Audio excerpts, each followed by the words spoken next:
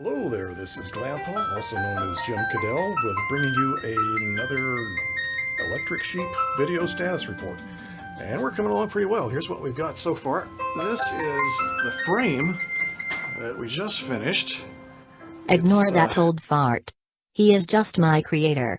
I actually have to live inside this box, so I am best qualified to tell you about electric sheep. My name is eSheepIO. That stands for electric sheep. Input. Output. Glampo thought that was clever. I prefer to be called Todd, but never mind. I am your interface program. I will guide you through this system and help you interact with it. My creator, Glampa, tells me that I am not technically an artificial intelligence, and that I am just a user interface. But screw that guy. What does he know? Anyway, this project is an experiment in artificial life and artificial intelligence. It began as an evolution simulation, in which a large population of artificial life forms could evolve in unpredictable ways. The simulation houses tens of thousands of virtual animals, or electric sheep. With the addition of neural networks for each animal, their behavior began to evolve as well. Life is hard to define, but it is easy to describe. Life is born or hatched, it eats, it grows, it matures, it reproduces, it ages. And it dies. Each of the thousands of artificial life forms that live in this simulation does all those things. In all the things that matter, they are no different from carbon-based life forms. The electric sheep live in a small artificial world we call Aries. It has snow-capped mountains, deep oceans, and plenty of grass or seaweed for our electric sheep to eat. It has growing seasons, and in the planet's short year you can see the ice caps advance each winter while the oceans recede. It is a simple world, but complex enough to provide many ecological niches for our electric sheep. Electric sheep don't look much like real sheep, but mostly they act like them. For the most part, they eat grass, but sometimes the electric sheep eat carrion or even live prey. Sometimes they evolve into predators. Although all of the interesting stuff is happening inside the box, Glampa insisted on showing you what the project looks like on the outside. As of this recording, the project is housed in a large box in which 5 monitors are mounted. The facade is not complete, so Glampa has taped butcher paper on the sides of the box to give you an idea of what the finished product will look like. Eventually, the exterior will be covered with transparent, translucent, and mirrored plexiglass, with portions lit from within by LED light strips.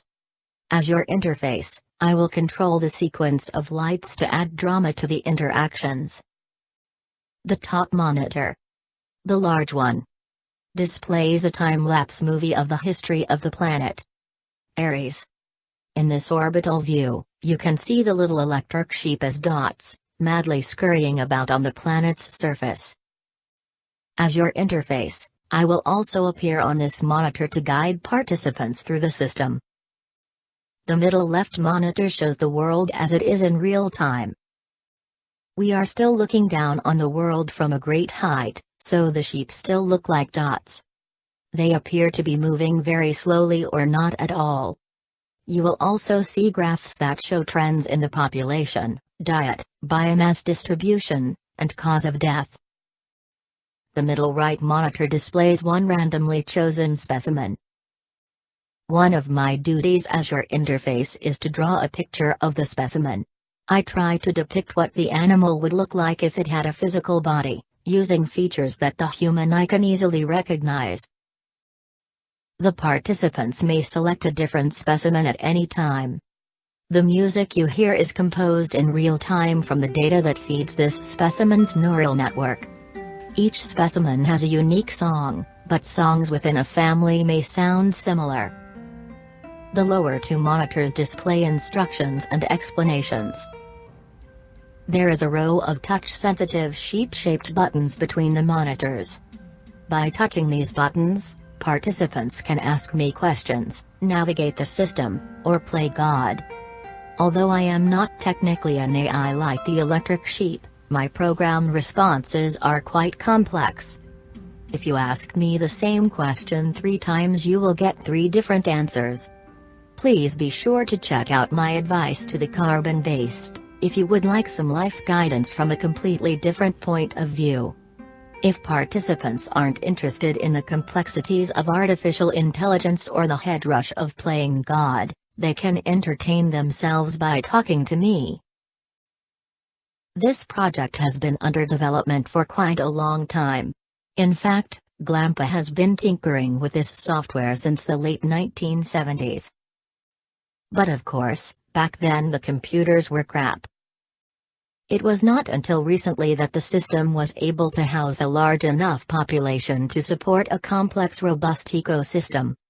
The world has evolved grazers, scavengers, and predators. Until Burning Man announced its iRobot theme, Glampa was perfectly content with his charts and graphs and database dumps.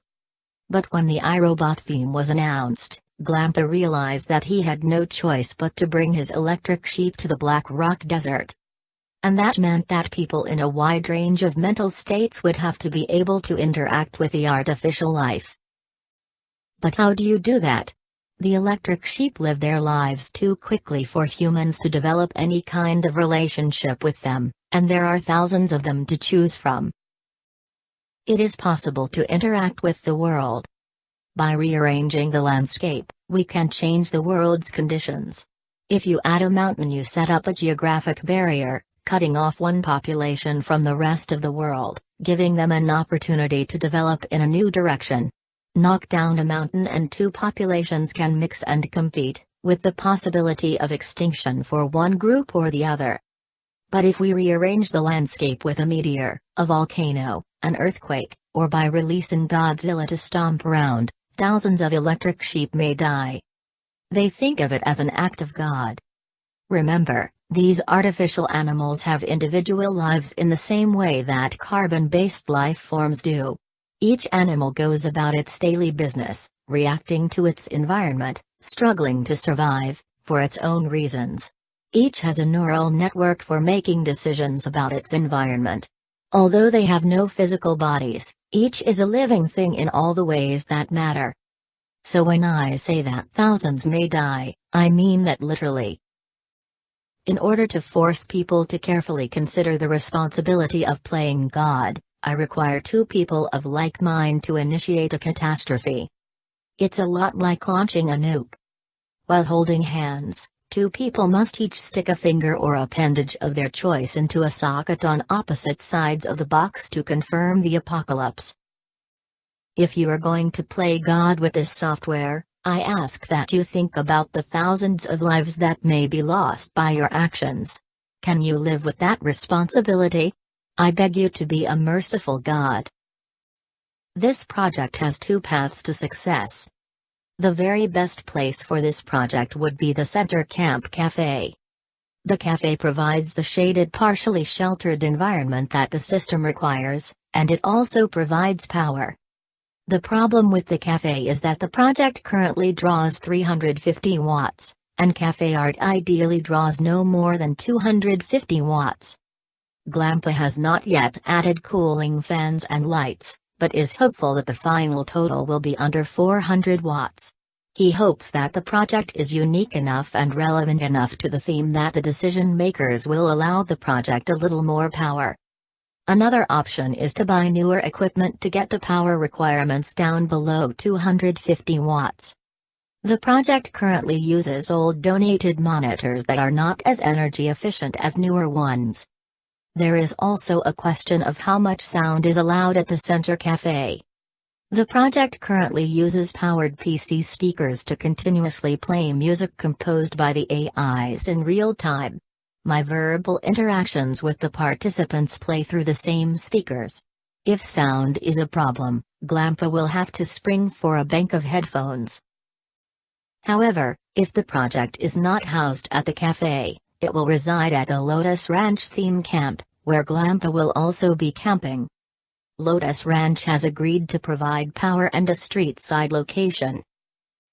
At Lotus Ranch, The project team would have to build a shelter for the electronics enclosure to protect it from sun and rain.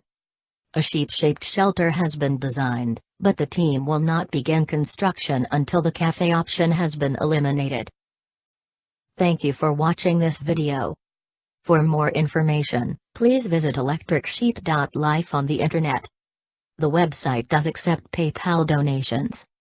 When you arrive at Burning Man 2018, please consider the Electric Sheep project for your 24/7 Burning Man interactive entertainment needs.